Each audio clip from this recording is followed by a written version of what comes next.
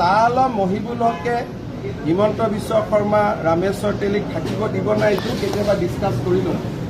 Sir, আপোনাৰ সমষ্টিত বহুকেইখন পাহাৰ কটা বুলি কেইবাটাও বাতৰি ওলাইছে। আপোনাৰ সমষ্টিত মান্দাকাটা অঞ্চলত উত্তৰ গুৱাহাটী কৰিব পাহাৰ কাটিছেতো পাহাৰ বন্ধ কৰাবই লাগিব।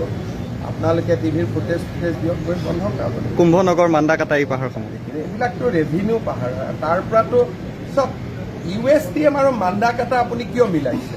মান্দাকাটাৰ পৰাতো গুৱাহাটীত পানী নাই ন। USTMটোক বচাবৰ কাৰণে কিয় ইমান লাগি গৈছে? কাৰণটো কি? আপোনালোকক এডভাৰটাইজ দিয়ে নেকি USTM? এই বিষয়টো চৰ্চা লাভ কৰিছে। চৰ্চাটো মই গোটেই চৰ্চাটো চাই আছো যে USTMৰ মালিকক বচাবৰ কাৰণে আপোনালোকে লাগে, সেইকাৰণে মান্দাকাটাৰ প্ৰশ্নও কৰিব আপোনাক শিকাই দিছে। লগতে আমচাঙৰ বিষয়টো আছে। মান্দাকাটাৰ বিষয়টোৰ লগত গুৱাহাটীৰ বানপানীৰ কি ইছ্যু আছে?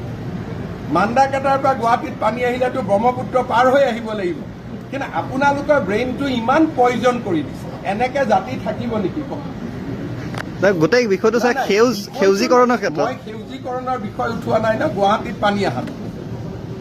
তাৰমানে আপোনালোকৰ মাইণ্ডবিলাক কিমান পয়জন কৰি দিছে। আপোনাৰ নামটো কি? শাহ আলম। আপোনালোক শাহ আলম বা USTMৰ মহিবুল হক, আপোনালোকে চব বস্তু যেনেকে মিলাই দিছে আমি থাকিম। এইটো প্ৰতিদিনেও কৰিছে, কেইবাটাও নিউজ চেনেলে কৰিছে। মই শাহ আলমক প্ৰশ্ন সুধিম যে কেতিয়াবালৈকে আমিবোৰ থাকিম নে নাই অসমত? আমাক থাকিব দিব নে নাই? কেতিয়াবা এই কথাখিনি ক'ব। কেতিয়াবালৈকে আমি থাকিব পাৰিম নে নাই সেই বস্তুটো শাহ আলম মহিবুল হকে আমাক বুজাব লাগিব ন, হয়নে? কালি আইন আহিব। নহয় নাই, আমি একো নাই, খালি মই হাঁহিয়াই কৈছো যে আমি এখন অসমত থাকিব পাৰিম নাই সেইটো আমাক বুজাই দিব। বিষয় যিহেতু চৰ্চা সেইকাৰণে সুধিলো। চৰ্চিত বিষয় কাৰণে কৈছো, আটাইতকৈ চৰ্চিত বিষয় হ'ল ডেম'গ্ৰাফিক চেঞ্জ।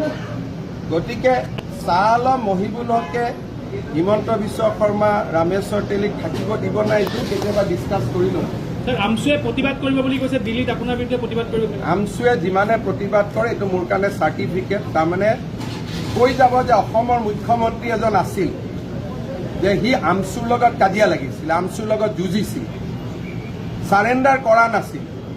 মোৰ নামটো ইতিহাসত মই তেনেকেই লিখি যাব বিচাৰোঁ যে থাকাৰ দিনাখনলৈকে বীৰৰ দৰে যুঁজি থাকিম।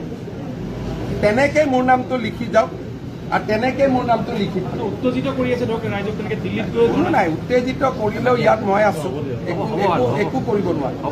মোৰ কাম আছে মুছলিম পাৰ্চনেল ল কালি পাছ কৰোৱা, পাছ কৰাই দিম। উত্তেজিত কৰি থাকিব। উত্তেজিত কৰিলেও কাজিৰ দোকান বন্ধ।